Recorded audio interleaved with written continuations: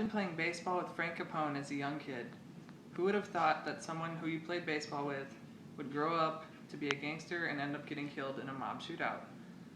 My great-grandfather, Frank Jerry Blaha, did just that. My great-grandfather grew up in a time that was filled with violence, killing, corruption, and mobsters. Despite all the violence around him, he still grew up to be an honest, kind-hearted, loving family man. My grandfather was born to an immigrant from Czechoslovakia, who became a railroad man in Stickney, Illinois, which is near Cicero, Illinois. I note this because now I know why I have a love for trains. During the time he was growing up, Stickney was a very violent place. The Capone family ruled the town. They had the mayor and the police chief in their back pocket until they were indicted in October 1926 for violation of the Volstead Act. According to my great-aunt Paulette, my grandfather was acquaintances with the Capone family and even played baseball with Frank Capone.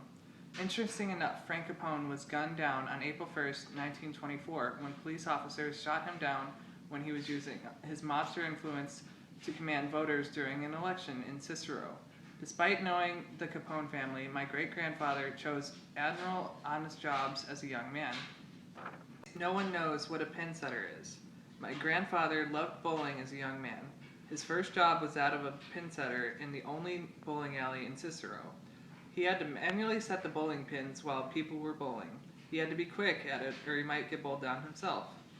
This bowling alley was where one of Capone's gangsters, Machine Gun Jack McGurn, was gunned down. My grandfather had to be there when it happened.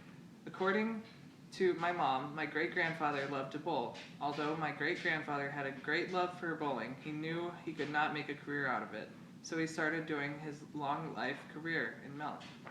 Blaha's first real job was that of a milkman. He drove a horse-drawn wagon and delivered milk to people's houses. This was fresh milk in a glass jar. He loved this job and continued for years doing this. My Aunt Paulette recalls that the horse-drawn wagon was replaced by an electric milk wagon during his time there, but did not last long since motor vehicles soon followed.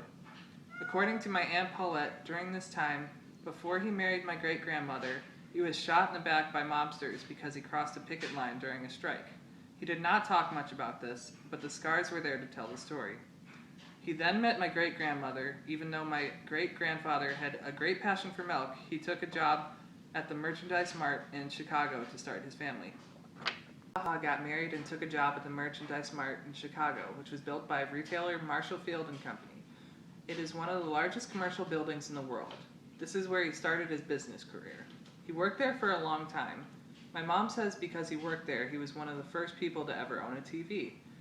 His knowledge of business grew from this job, but he knew this was not his true passion. Finally, once my great-grandfather had built a nest egg and perfected his business career, he was able to go back to his true passion, that being a Jersey farmer. My grandfather bought his first Jersey farm in West Chicago in 1946. As his herd grew, he had to expand. He sold this farm and purchased another farm in Elgin, Illinois in 1954. His passion grew as fast as his herd did. A few years later, he looked at some land in Mount Vernon, Wisconsin, and decided to expand once again. He purchased 100+ acres, and his farm flourished. My mom recalls going there every summer to help milk the cows and bale some hay. He was a well-established Jersey farmer by now. He stayed there until it was time to downsize, which is semi-retire.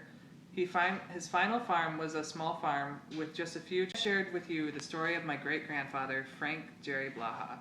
He was an honest, fun-loving family man, despite growing up in a mobster-filled town that was full of violence and corruption. He married his true love and had a career doing what he loved best, that being milk.